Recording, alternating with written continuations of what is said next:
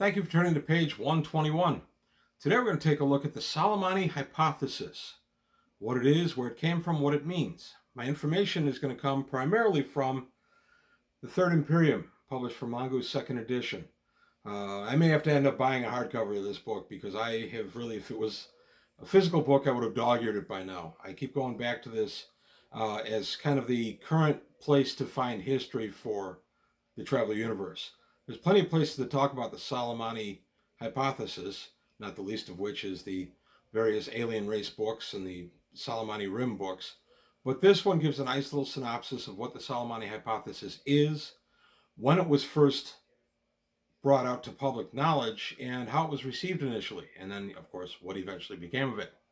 So today on page 121, we're going to take a look at the Solomani hypothesis in Traveler.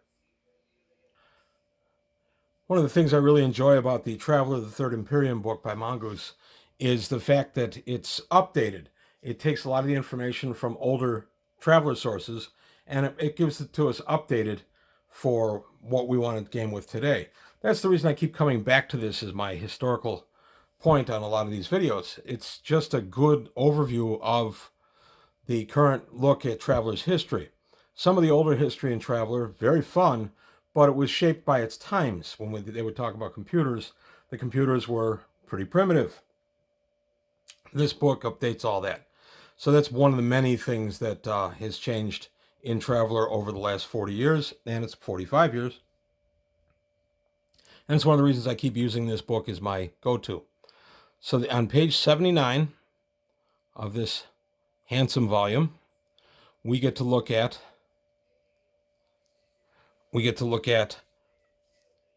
come on. We get to look at the Solomani hypothesis. What the heck is that? Well, it starts here under a section called Terra Mater. I'll blow this up a little bit so we can see it a little bit better. And basically what this is for years, scientists had wondered why so many different branches of humanity, spelled with the I, were scattered all around known space. And they'd been trying to figure out where did all this come from and how did it get dispersed around the galaxy. Well, the Solomani hypothesis was written by Megas Sergei Haut Devro and was completed after an extensive research project.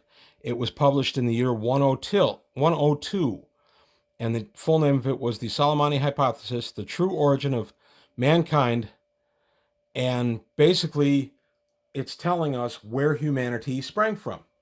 And the hypothesis is put forward here is that humanity came from Terra, from Earth. And that was not a brand new concept. It had been around for a long, long time, but this gentleman actually had some pretty comprehensive research to back up his hypothesis. And the ultimate hypothesis he put forth was the mysterious alien race known as the Ancients took human and canine samples from Terra approximately 300,000 years ago, genetically engineered them and seeded them among the world's charted space. So that would be where the Vargir come from the Terran canine. The Ancients seeded these people to be servants, to be experiments, whatever they wanted. They just made little different branches of humanity and used people like that. Well, the Ancients disappeared some 290,000 years ago after what appeared to be a massive war. And with that, all their uplifted canines and uplifted humans and altered humans were kind of left on their own. And a good example of this is the Vellani. Their homeworld of Valand is the home of some of the Ancients' war machines that have popped up from time to time and caused trouble for the Vellani, which is one of the fun things about Traveler. So the Solomani hypothesis, when it was first published, really didn't have any impact on the academic world. It got wider distribution in the year 114, but during the author's lifetime, nobody really cared about it. What happened was, years and years later, as the Imperium was integrating Terra and making it either a trade partner or part of the Imperium, that the Solomani hypothesis got some traction. And what happened was the Solomani Rim, and Terra specifically, got the idea that because they were the birthplace of humanity, that they were in some ways superior to all other humans, and they were kind of the the main race of humans, and all others should respect and maybe bow down to them. And this, of course, gives us a lot of the Solomani Rim conflicts that exist throughout the rest of Traveler. That's a very simplified version, because really I want to concentrate more on the hypothesis today than a ton of the politics of the Solomani Rim. But it's important to note that while the Imperium was growing, especially after the Barracks Emperors and the First Civil War, the Solomani Rim and Terra remained a kind of a problem for the Imperium. Terra was viewed as an important place because it was the cradle of humanity. And so the Imperium kind of feared its power. They were nervous that if they forcibly integrated Terra, then they would breed a bunch of rebels who would not want anything to do with the Imperium, and they'd never have any peace. They were also afraid that if Terra was kind of allowed to stay its own thing, that eventually it would supplant Core and become the de facto head of the Imperium. So over the years, the Imperium nibbled at the fringes of Terra, of the Terran hegemony, the group of power groups that made up the Terran Alliance, and they nibbled away, and they got this guy to come over to the Imperium, and this guy to come over to the Imperium, till finally Terra was kind of left standing alone.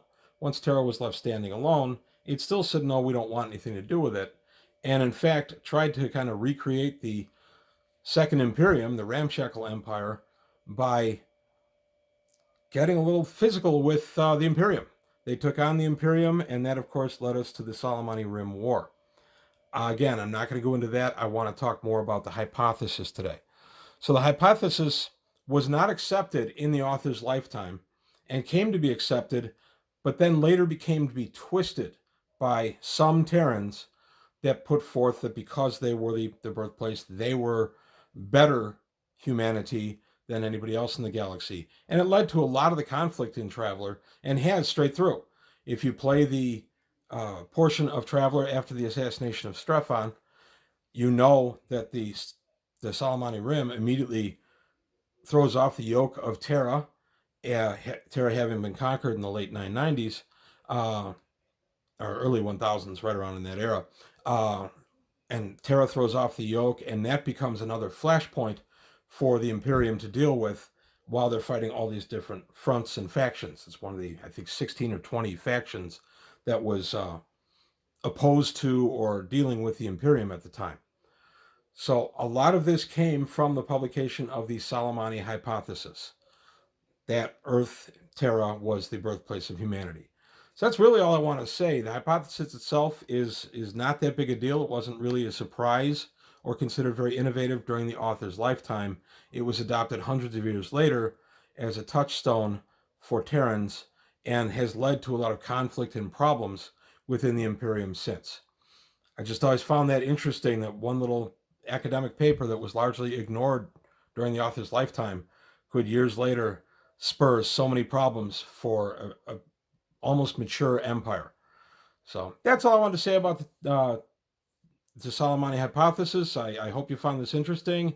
If you have any comments or feedback about it, if I missed something, please let me know. Polite criticisms are always welcome. I also want to remind everybody that I am still looking for subscribers. So by all means, if you haven't subscribed yet, I'm still getting about half my views from non-subscribers. Come on, let's grow the channel.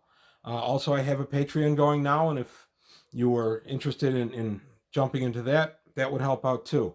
Help me get some more books, help me get some better equipment, another background, things like that. So that's it. That's the end of the sales pitch. Thank you for watching. I hope you enjoyed what you heard and saw today, and I'll see you next time on page 121.